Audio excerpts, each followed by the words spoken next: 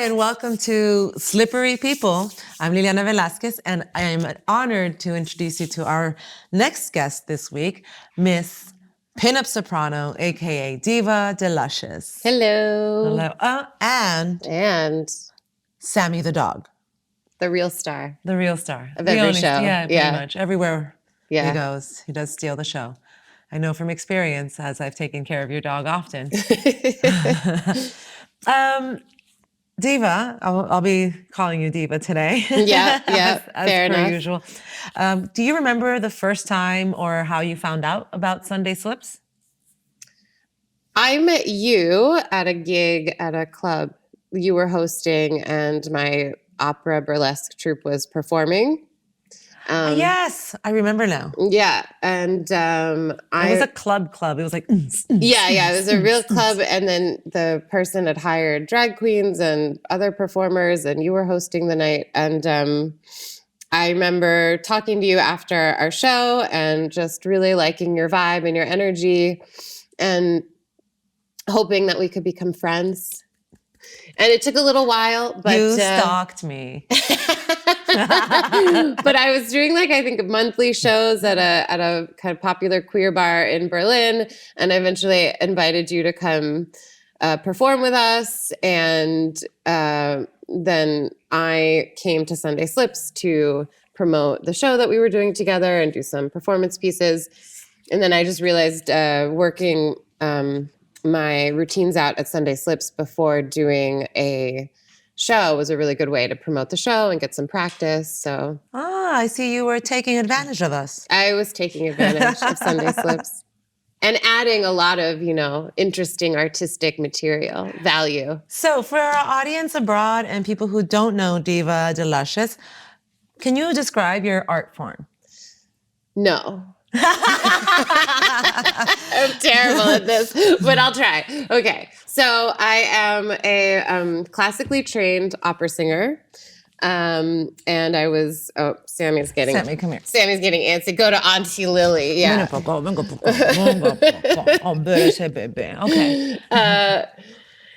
I'm a classically trained opera singer, and I was working, doing all the auditions. I was living in New York City and came out to Berlin to... Another New York City, Berlin import. Exactly. Got separated and then divorced and decided time to start anew in the city of eternal youth and Peter Pan syndrome, Berlin. Yeah. Berlin is better than a facelift.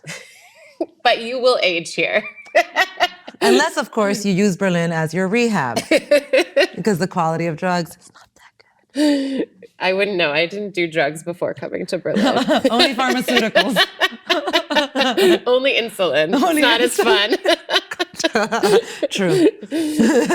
Congratulations, by the way. It's been a year, and you are in amazing health and strength and recovery.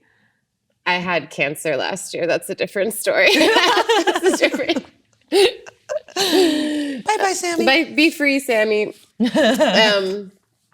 Okay, so opera singer. I come to Berlin to pursue a career in opera. There's a lot more opera houses in Germany that are state funded, so a lot of opera singers come here to get their start. With hope and dreams. And then, but it's a much nicer environment than New York City because I don't know, the work-life balance is just a lot nicer here. I found the other singers, everyone was calmer and just more relaxed about their art here. And just organically, I fell into doing burlesque. I saw a show that the Velvet Creepers did. It was like... We love you, Velvet Creepers. Yay. Big shout out to Fifi, Dunya, and Lily Mortis. You're incredible artists, inspiring so many of us. Thank you. Yeah, but now back to me.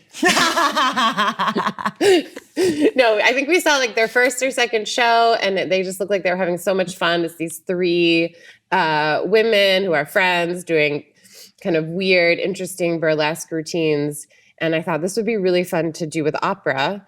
And about a month later, I had my first show at this little community space that I was a part of. Is this how you started opera burlesque? This is how opera burlesque started. I look back at my initial performances, and they were pretty bad, but I loved it. Like, I just knew that this was so fun for me, and it just built and grew from there.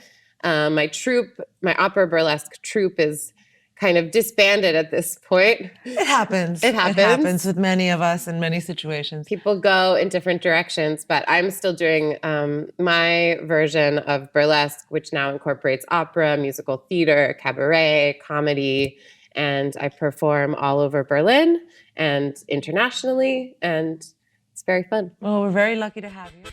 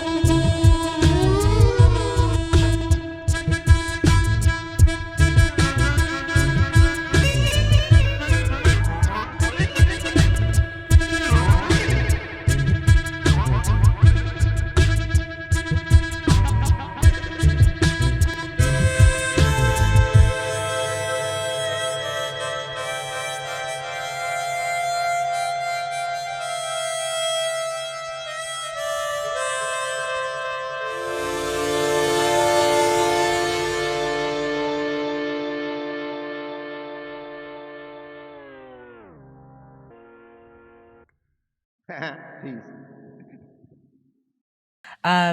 Throughout your career, you've been in the performing arts, you've studied theater in the United States, you're an amazing dancer, a singer, and your comedy is pretty fucking good, although you only tried it while you were going through major trauma. Is there any other way?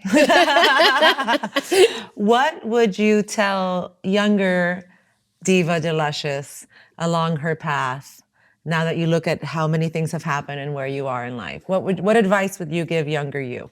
Oh, there's so much advice I wish I could have given myself, but I know that Listen to your tarot cards, bitch. Yeah. Listen to your tarot cards.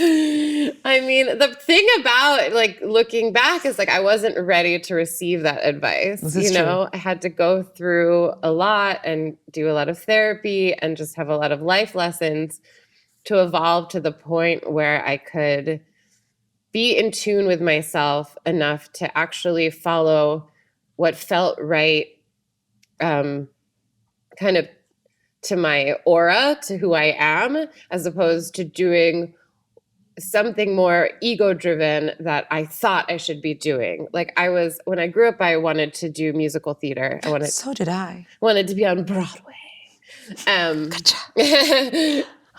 And then at some point around age 20, I got started training more classically and then went into opera. And then I was like, okay, I'm going to be an opera singer.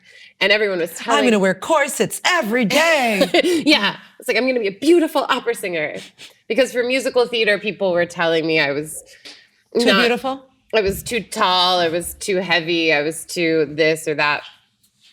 And for opera, I was like beautiful and glamorous and curvaceous enough. Yeah, and for an opera, it was interesting. It was like for the opera world, I was like very thin and beautiful, and for the musical theater world, I was like a fat giant that would never fit in. All about perspective. Yeah, and so I was like, okay, I'll go with the one where I'm beautiful. I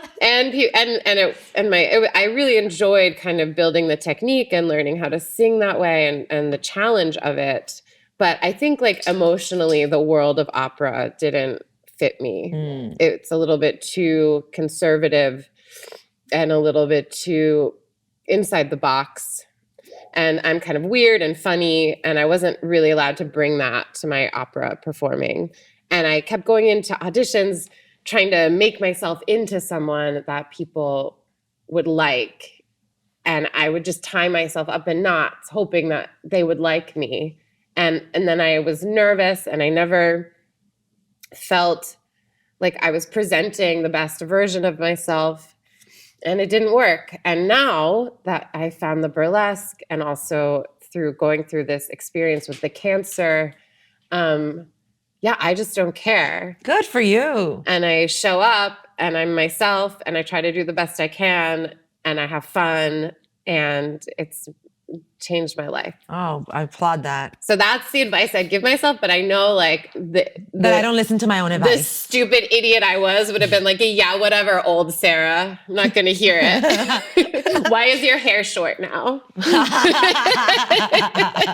Long story, young Sarah. You're lucky I have a good head, and shaved head looks good on me. Yeah.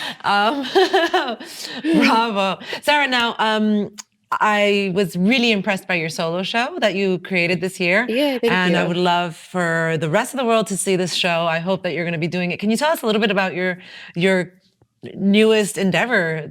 You went from doing an opera burlesque, working with a troupe, always collaborating with a whole bunch of other people. And this time you got the opportunity and you did it. And it was quite magical. Yeah, thank you. Yeah, actually, I did it with your push. I pushed her a lot. Because I knew that I wanted to develop a one-woman show, but I was being very lazy about it because I basically booked her the room and the time and the date. Yes.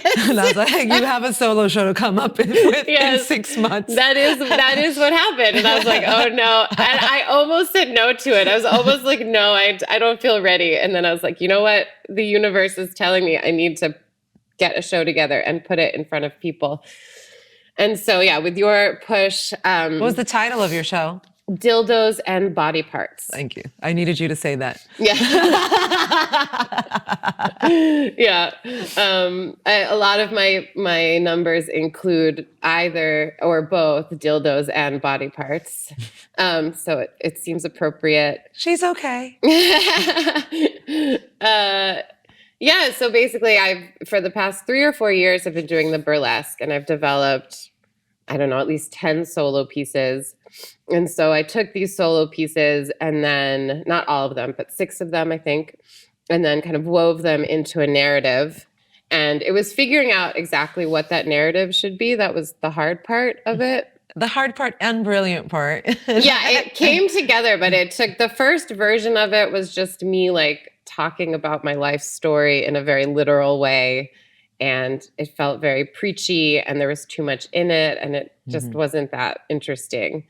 And then when you approached me about doing the show, I thought, okay, I have to kind of throw that out, but I need to find something else. This is the process, though. It's always rewrites and tightening up again and deleting pieces or bringing them back into a different placement in the lineup. Yeah, I definitely kept like some of the themes and some of the jokes from the original show I had written, but then I framed it. So one of my most beloved pieces is The Dirty Mermaid, and it's just the Little Mermaid song with dirty words. Lots of them. Lots of dirty words. And it's funny and charming. And so I open my show with that, and then I make it the show is basically Ariel, an Ariel-like character from The Little Mermaid, turns into a human and arrives in Berlin looking for her Prince Charming. Good luck, Ariel. Who will make her life complete. And so I don't know where you're living in the world, people, but dating isn't any easier in Berlin. It is not easier in Berlin. Like basically one of the main jokes is like the idea of looking for a relationship in Berlin. It's a running gag. Yeah. And also true to my life story. So I was able to kind of weave in my experiences of love and dating and the lessons I've learned through the lens of a newly human mermaid. Brilliant. Well, I look forward for more of these shows to be popping up in 2023. Yes. And that you follow Diva D'Luscious, aka Pinup Soprano, on Instagram, and find out more about when and where dildos and body parts will be playing next. Yes, or any of my shows, because I perform all the time in Berlin. That's right. You have reoccurring shows, Opera on Tap. I do Opera on Tap. That's a monthly show. I don't do burlesque in that, but it is a fun way to experience opera in a very like informal setting at Prachtwerk. I also just do regular gigs. She's available for bookings. I'm available for booking. Yeah, anything. Anything that pays. Anything that pays. Yeah, I get to perform with you all the time, which I love. I have, I'll be at Zum Starken August on December 9th. I don't know when this comes out. Yeah, so if you follow me on Instagram at Pinup Soprano. I don't know when this comes out because we're recording every episode separately on different days. There's an editing process. I don't know when things get published. Oh. So how long have you been living in Berlin now? Going on 6 years. 6? Yeah. Wow. Fabulous.